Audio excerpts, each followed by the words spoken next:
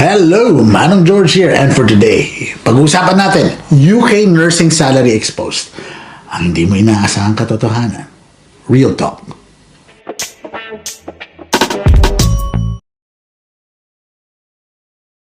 Hi, my name is Jabel, and I would just like to say that coming here to the course really helps me gain confidence to take my exam, especially practicing with the equipment and materials.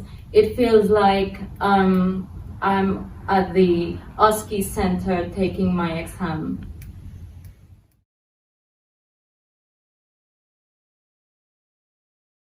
Gaano ba talaga kalaki ang kinikita ng isang nurse dito sa UK? Warning lang, baka hindi mo inaasahan kung anong ilalabas natin dito today. Ready ka na ba? Kasi ito na talaga ang real talk tungkol sa nursing salary dito sa UK. So kung bago ka dito, please don't forget to subscribe and hit that bell button para you are always made aware kung may bago kaming videos dito. More of our real talks, more of life and nursing videos about here in the UK. Let's talk about the real numbers.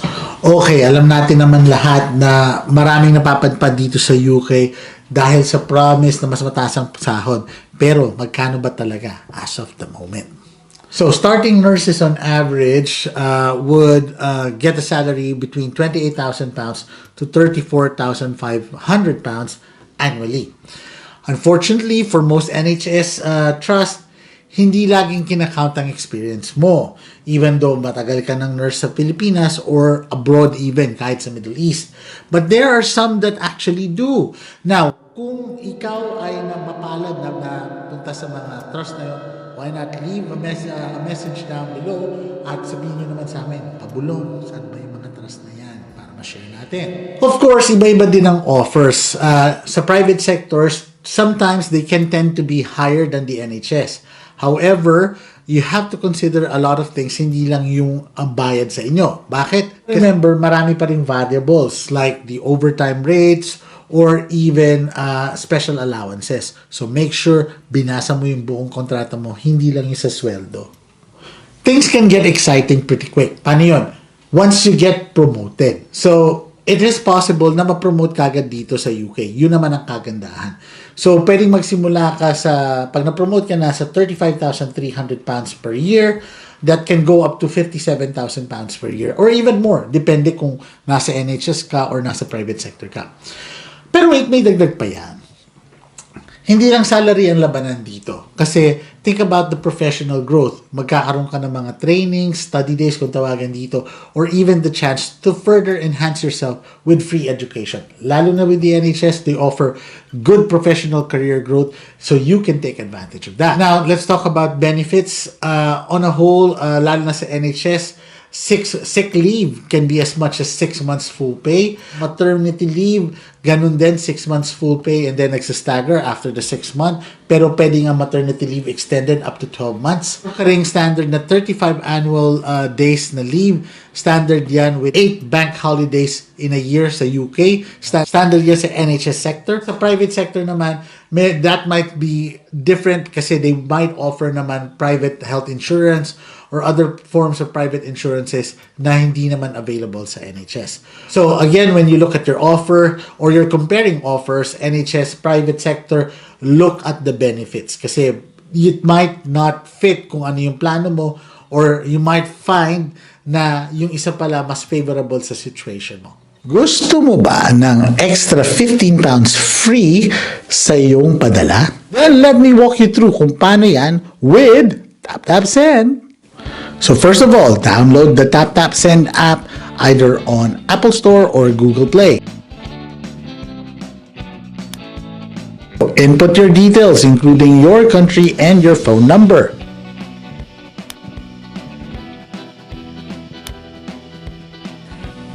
Once this has been set, ngayon ilagay kung magkano ang ipapadala mo. But don't forget on this page where you can find the codes, here, ilagay ninyo ang ating code, PINOYUK, and you will get an extra £15 top up. Next, ilagay mo ang details ng iyong pagpapadalhan at kung paano mo sila padadalhan. Now remember, this transaction is free Mabilis dahil app na lang yan, wala ka nang kailangan puntahan at di mo na kailangan tumawag pa. So don't forget to use our code PINOYUK for an extra 15 pounds on your first padala. So ano pang hinihintay mo? Mag-tap-tap ka na! So talking about the work culture, let's start with work hours. Start tayo sa NHS, standard yan, 37.5 hours per week. Care homes naman, it can be that or even longer. Minsan pa nga, over 45 hours per week minsan. So, be careful when you're taking in an offer na mataas nga yung annual salary, pero yung working hours mo naman, sobrang taas din. Be mindful of that. So, okay lang naman yun. Wala namang kaso if you work over 40 hours per week, pero is that what you want? Is that what your body can take? Diba? So, be mindful of that. Also, bakit importante yung oras? Kasi be mindful, hindi malayo na mangyari na dahil kayo yung bago, ikaw ang bago, malamang doon ka mapunta sa busy areas. I'm not saying that always happens, pero kaya nga tayo kailangan dito kasi kulang ng nurses. So, either kulang or busy yung area at malamang doon tayo talaga masasabak. Let's talk about pressure, no? Ibang level din yan. Isipin nyo, ibang healthcare system dito sa UK versus sa Pilipinas kung yun yung iniisip nyo, no? Dito kasi, evidence-based practice, lahat ng galawan. Sobrang daming policies and procedures that you have to familiarize yourselves with kasi hindi yan i-spoon feed sa'yo. Ang iniisip nila, once you get your PIN, you're qualified, you can do what a nurse can do. Hindi na yan tinitignan. Wala nga nagtatanong sa iyo, are you from the Philippines? Or anong nakuha mo sa board rating mo? Or gaano ka nakatagal na nurse? All they expect is that once you've signed up for the job, once you've qualified, you are now qualified and you can do the job. Let's talk about beyond the salary a bit. Alam ko nakaka-excite pinag-uusapan natin ngayon yung salary, pero may mga bagay tayong kailangan tandaan when you are, starting to work and live here in the UK. Oo, sa UK, mas mataas ang sahod. Pero tandaan nyo, mataas din ang cost of living. Hindi biro yan. Ang renta, bills, transportation, groceries, at tax. At yan, mas mataas dito. Kaya masakit siya sa bulsa. So, kung iniisip mo na mag-ipon ka agad ng malaki dito, kailangan mo rin isipin kung magkano yung gagastusin mo. You have to learn how to budget well. So let's be real, hindi lahat tayo about sa pera. Ang iba sa atin nandito kasi they want to have more experience. Yung iba, meron na sigurong pamilya dito. Yung iba, they want career or personal growth.